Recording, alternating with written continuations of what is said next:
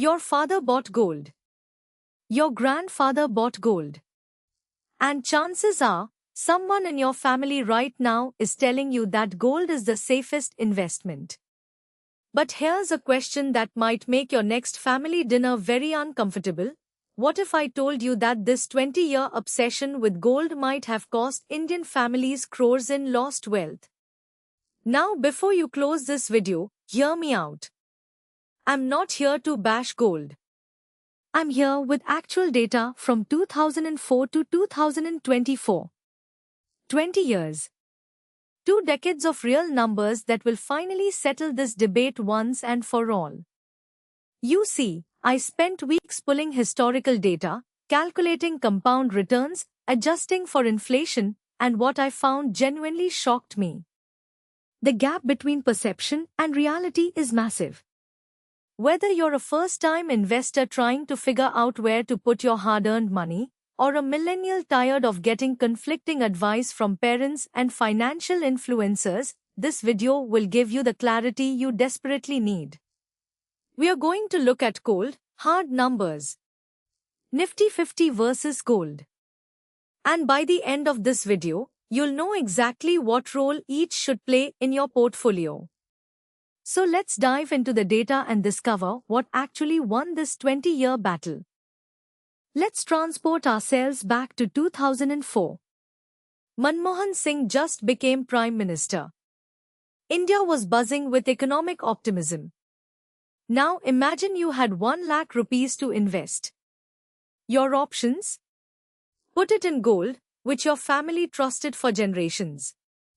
Or invest in Nifty 50, which honestly, most middle-class Indians didn't fully understand back then.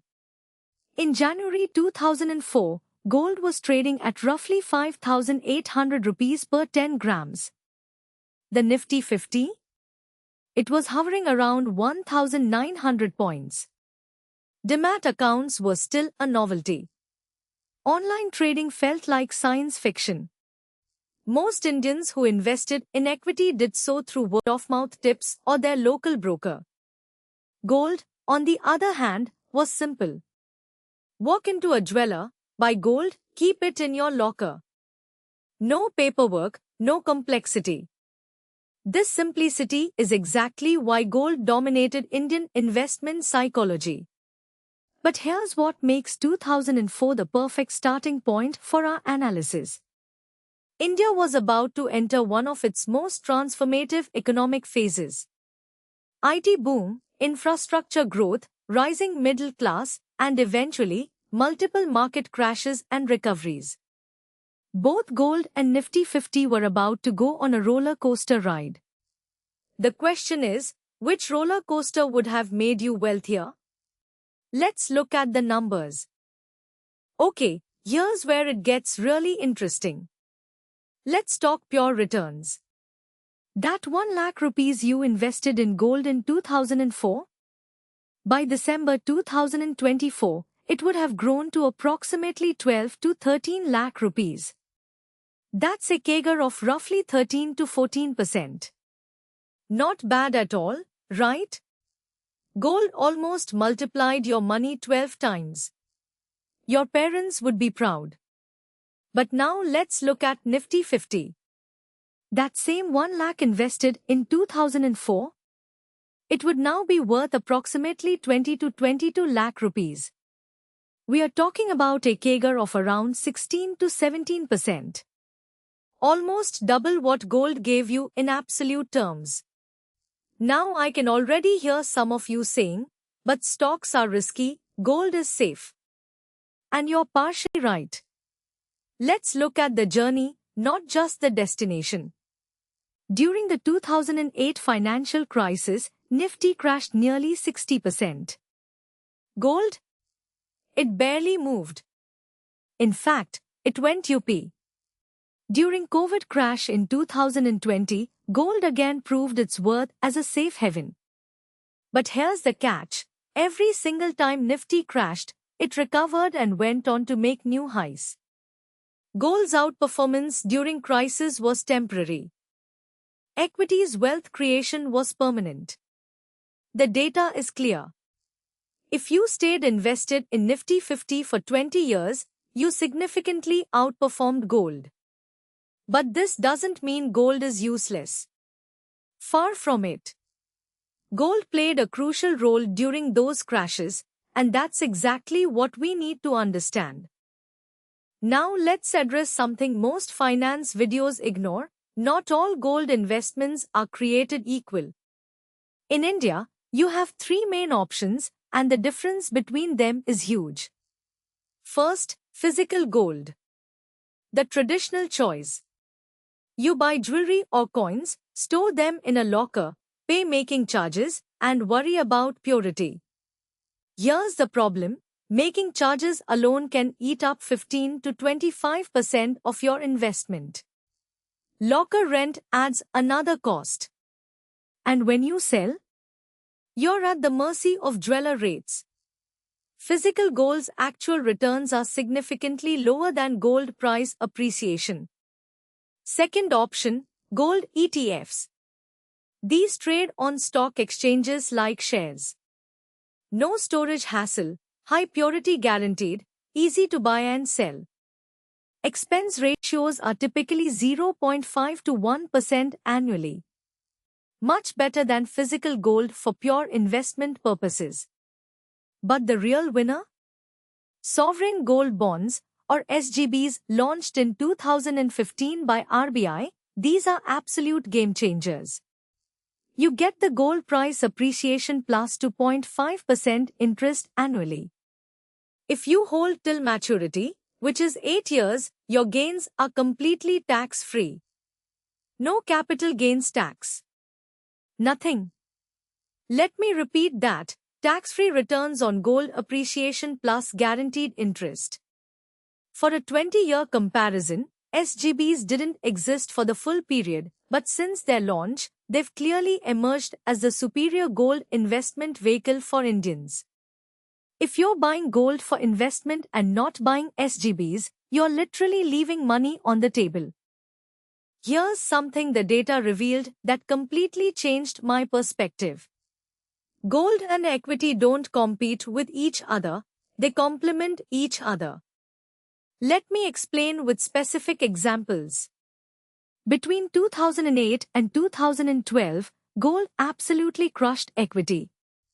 Global financial crisis, European debt crisis, uncertainty everywhere. Gold went from 12,000 to nearly 32,000 rupees per 10 grams. Meanwhile, Nifty struggled to recover its 2008 highs. Gold investors felt like geniuses. But between 2013 and 2019, completely different story. Gold stayed flat, moving sideways for years. Nifty? It doubled. People who went all in on gold during this period missed one of the best equity bull runs in Indian history. And then came 2020. COVID hit, markets crashed 40% in weeks, and gold surged to all-time highs.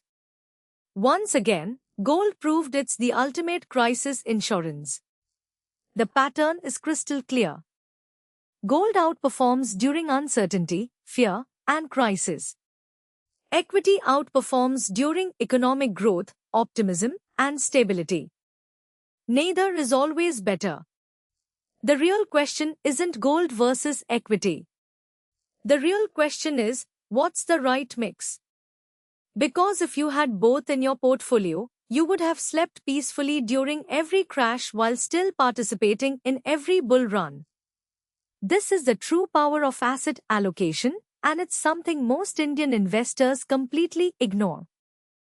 So here's the million-dollar question, or should I say, the 1 crore question. How much gold should actually be in your portfolio? Most global financial advisors recommend 5 to 10% allocation to gold. But for Indian investors, I'd argue 10 to 15% makes more sense. Here's why. First, we are in a developing economy with currency risk. Rupee has consistently depreciated against the dollar over decades. Gold, priced internationally in dollars, provides a natural hedge. When rupee falls, your gold value in rupees rises. Second, Indian investors typically have lower risk tolerance. We've seen what panic selling looks like during crashes. Gold's stability provides psychological comfort that helps you stay invested in equity during tough times. That's invaluable. Third, we have unique advantages like sovereign gold bonds that Western investors don't have. The tax-free returns plus interest make SGBs exceptionally attractive. Here's my suggested framework.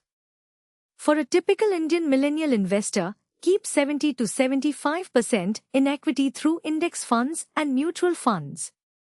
Allocate 10 to 15% to SGBs when available or gold ETFs when they're not. Rest in debt instruments for stability.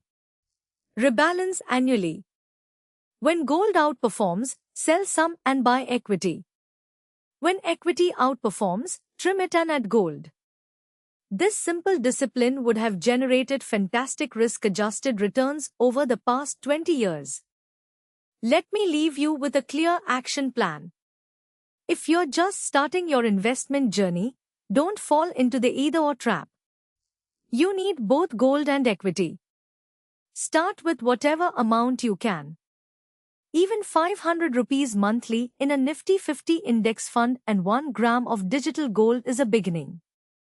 For your gold allocation, prioritize sovereign gold bonds when RBI issues them. Set calendar reminders because they're issued periodically. If SGBs aren't available, go with gold ETFs through your Demat account. Avoid physical gold for investment purposes, that's for jewelry and emotional value, not wealth building. For equity, stick to low-cost index funds tracking Nifty 50 or Nifty Next 50. Don't try to pick stocks when you're starting out. Time in the market beats timing the market every single time. Remember the core lesson from 20 years of data. Equity builds wealth. Gold protects it. You need both for a truly robust portfolio. If someone tells you to go 100% into either, they don't understand how money actually works. Now I want to hear from you. What's your current gold allocation? Do you own SGBs? Drop a comment below and let's discuss. If this video helped you understand the gold versus equity debate better, smash that like button and subscribe to Mahayukti Finance for more data-driven financial insights. Your future wealthy self will thank you. Until next time, keep learning, keep investing, and keep building that wealth.